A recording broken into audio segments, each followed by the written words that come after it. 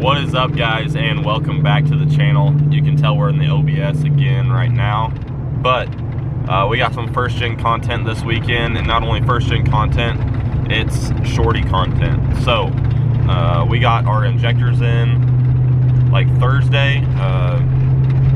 Very happy to see those come back, and you know, we're gonna make a push to try and get our first fire on the shorty. Really all we need to do is put our injectors in, all of our injection lines, our return line, and hook up a fuel feed of some sort, which probably just gonna hook up the air dog and some random hoses that we have just to make it work for the time being so we can get our first fired. Obviously you need to plug some holes as far as like oil pressure sensor and stuff like that, and I'm gonna hook up a mechanical oil pressure gauge just to confirm we've got good cranking oil pressure before we let the fuel go and try and start this thing. So that's the plan for this weekend, and hopefully all goes well. Hopefully I don't find out this engine is junk or something like that, or I did something wrong, or any of the thousands of things that could have happened since it has sat around for so long. But I'm very excited. I hope you guys are excited as I am, and hopefully the camera lasts all through it. So I'm gonna get to the shop and we will get with you when we get there. Alright guys, so I've got some information I'm going to fill you in on. First of all, let's look how we got it set up. Basically, just have lines going. You have a feed line to the engine coming from the air dog. You have a return line going back into from the air dog, and then you have your obviously feed for the air dog so it can pump fuel out and into the truck. Here is our main feed line right into the front of the pump.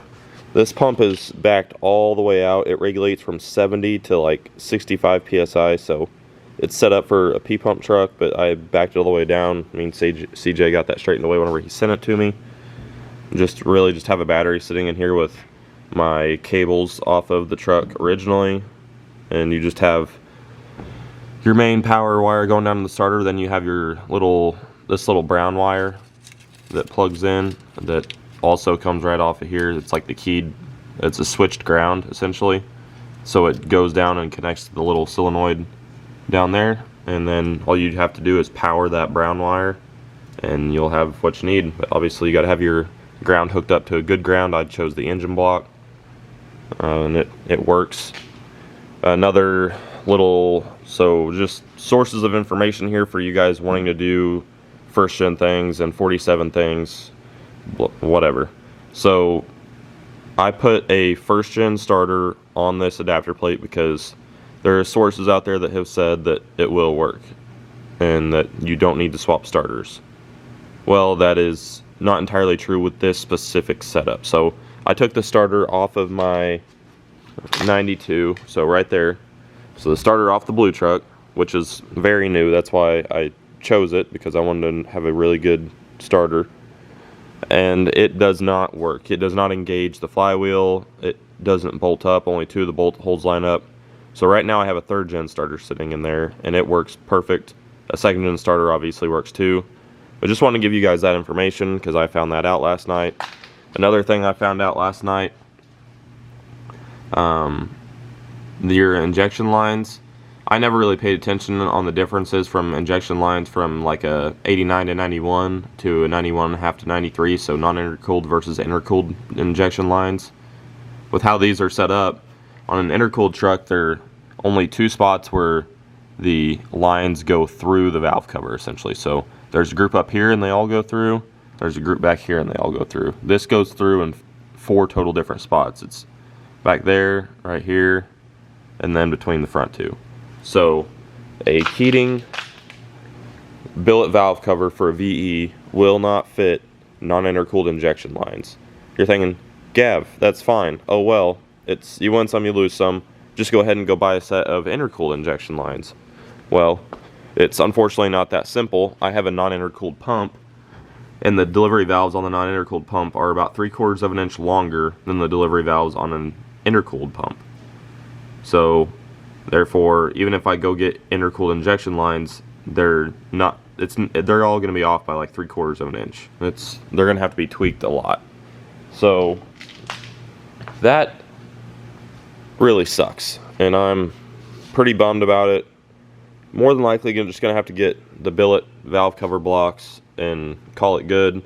I'm a little upset about that, but it is what it is. I can't really do anything about it at this point. What I did over here was I just plugged off the main turbo feed hole, and then I put a mechanical oil pressure gauge, or just pressure gauge in general. We actually use this for transmissions, for line pressure, and it works very well. So that's what I hooked up here. And then obviously check out my steed speed. Just gonna give you a glimpse of that here. Nick re-cerakoted it for me, so he blasted it, or sandblasted it, then re-cerakoted it, and it looks very, very good. So big thanks to Nick. And then I had to plug off the holes for the oil pressure gauge down there, and then the oil port that goes to like the vacuum pump or whatever down there. I could show you on the blue truck what it goes to, but yeah, I had to put 1/8 inch MPT ports or plugs in there, and then I just had everything else open because I just wanted to be able to see everything. And yeah, so that's some of the things I learned last night. I don't think there's anything else new. My dipstick over here, I'm probably gonna have to get a locking dipstick because there's nothing that holds it in. It just kind of goes in there and I feel like it could come out, and I don't want anything to happen. But yeah, so now I'm gonna go ahead and roll last night's footage for you. I will roll the bad and the good. I only got 2 videos, and that's when we finally went to start it. I was just too busy and I wanted to get this thing done. So yeah, here's the first attempt at startup. We have the front 3 injection lines are bled and tightened. I probably got limited battery.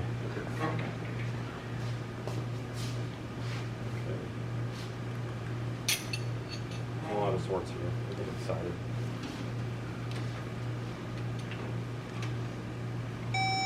You ready? Watch the back 3.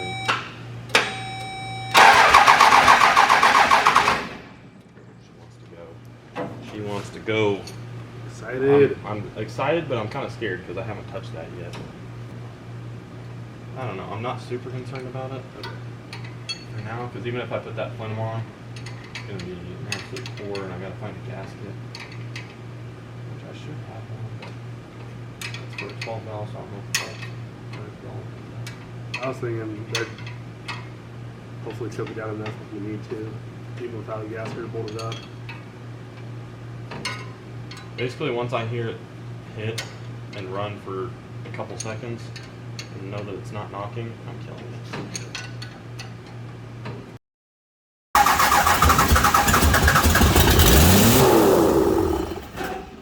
Woo.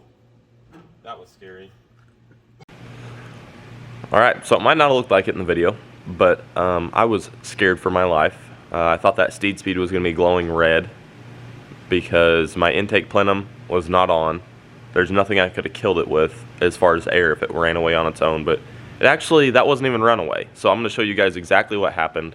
It definitely scared me, but turns out whenever you're doing fun big fuel delivery things, most of the time the fuel line is delivered through the back and it comes forward. It comes in right here. For this purpose, I had it just going in the front, which I thought absolutely no big deal. We'll just have it going up there. Well, I had it clocked about right here, just straight down 90 degrees, even with everything. I thought it looked good. Well, that held the throttle about right there instead of all the way back. So the throttle was being held right there, and that would explain why that thing sounded like it was going to take off and just go straight to the moon. But obviously Brett was holding the fuel shutoff solenoid. He breached it away. It was no big deal. And then as soon as I looked down at the pump, I saw that. I was like, oh, it should do that actually.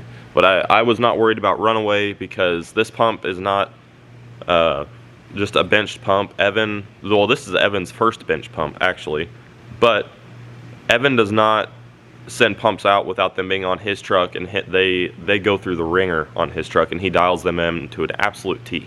So I knew on this truck I wasn't going to have any problems with it running away right off the bat, because it's been on another truck. Like, it's done fine.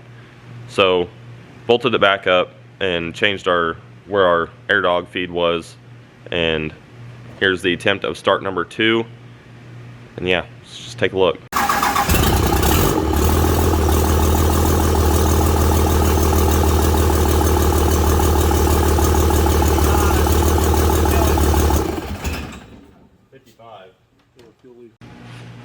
So for the second attempt, it might not look like in the video, but I was jumping for joy. I was also extremely nervous.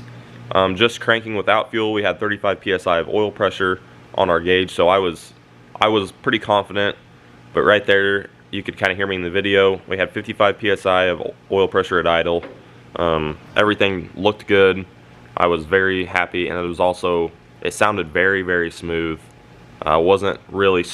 I really thought it was going to be way more smoky. That first startup, it might have cleaned everything out of the cylinders. I don't know, but there was some stuff in the cylinder as far as just a little bit of oil and things like that, and just residue of stuff. So I expected it to be a lot more smoky or white smoke, but it cleaned up, idled really, really nice, and yeah, I didn't let it run long. Obviously, I just wanted to get first fire taken care of so I could completely dress the engine and not just get my hopes and dreams completely shit on whenever I got everything together and then it didn't run or something was wrong. So yeah, I am extremely happy. After that video was cut off, I'm sure Brett can attest to it, I was hooping and hollering. I was so happy. So after a long 3+ year drought, I think it is right around 3 years actually, or almost 4. The first gen, the Shorty, it lives again, and I am stoked. So now I'm here the next day to make a list of everything I need. So I'm gonna start just looking over everything, what I'm missing.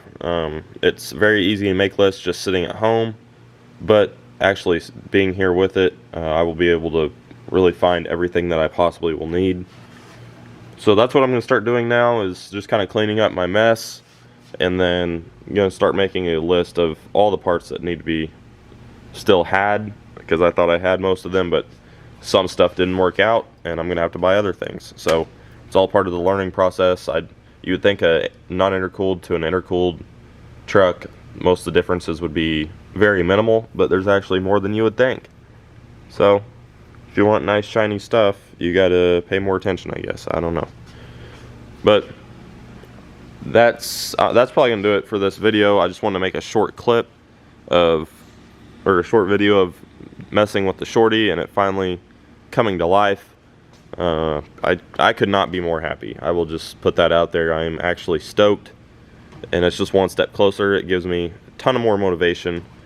But yeah, I'm gonna put the starter back in the blue truck and put the battery back in there so that thing can drive out of here, and then we're gonna mess with the Shorty, get everything cleaned up, and make a parts list. So that will do it.